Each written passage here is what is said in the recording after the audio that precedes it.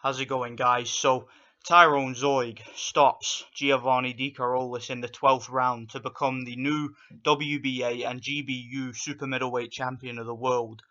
This fight, in my opinion, and I am not exaggerating when I say this fight was fight of the year. One of the best fights I have seen in a long time.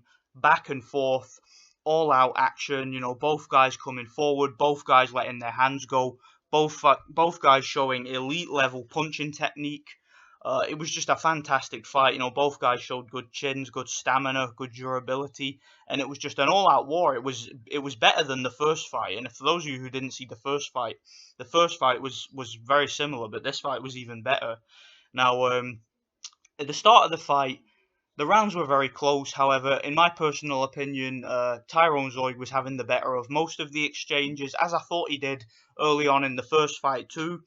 But as the fight went on, something was playing on my mind, and that's that in the first fight, Tyron Zeuge, he showed a lack of stamina in the later rounds, and that was ultimately what cost him the first fight, because in the last 3 rounds of that fight, he just completely ran out of gas and there was nothing coming back from him, and De Carolis was able to sweep those rounds.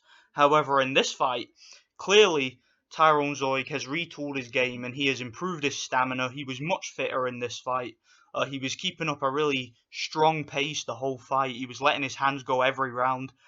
He paced himself very well. In this fight, to me, he seemed much better conditioned, and it really told, because in the last round, round number 12, both guys were still fit. Both guys still had a lot left in the tank. Both guys were trying to have a good finish to the fight.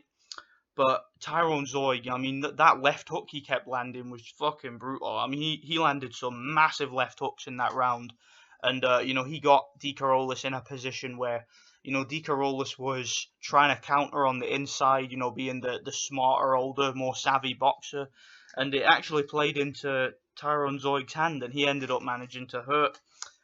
He hurt De Carolis, he got him on the ropes, he put him down.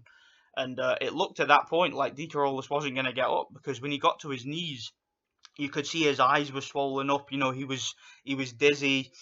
He was struggling to balance, and he barely beat the count. And then Tyron Zeuge went after him, just capitalized on it, knocked him down again, almost had him through the ropes, and the referee jumped in and stopped the fight. I believe there was only like 40 seconds left of the fight, so the referee could have let it go on and would have seen if he could get up. But personally, I have no problem with the stoppage, because De Carolis really did look shaky. He really did look hurt. He didn't seem to know where he was. So, the likelihood is he probably wouldn't have got up anyway.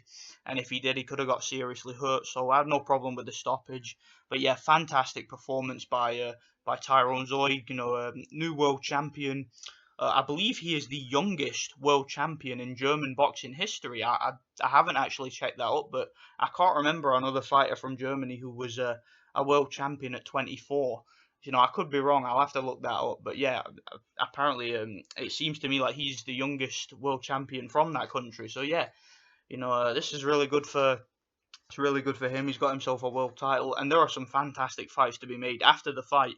I could hear the announcers. I couldn't understand what they were saying because it was in a different language, but I heard a couple of them mention Felix Sturm's name, and Felix Sturm is still around at super middleweight. He's still active, and the belt that they fought for is actually the belt. For those of you who don't know, it's the belt that Felix Sturm won earlier this year, but he vacated the belt. He was stripped he failed a drug test, and then even though he wasn't stripped, he ended up telling the WBA that he wouldn't be back until next year due to a elbow injury or whatever. So he had to relinquish the title. And of course, these guys ended up fighting for it. So yeah, I would love to see Felix Sturm fight Tyron Zeuge. That was clearly the fight that they were talking about, the announcers. They mentioned his name a few times, actually. Arthur Abraham was ringside. He's still active at super middleweight, so I would love to see that fight. That'd be a very big fight. You had a lot of guys were there, a lot of super middleweight. So there's a lot of guys that this dude could fight, and I think there's some really good fights for him.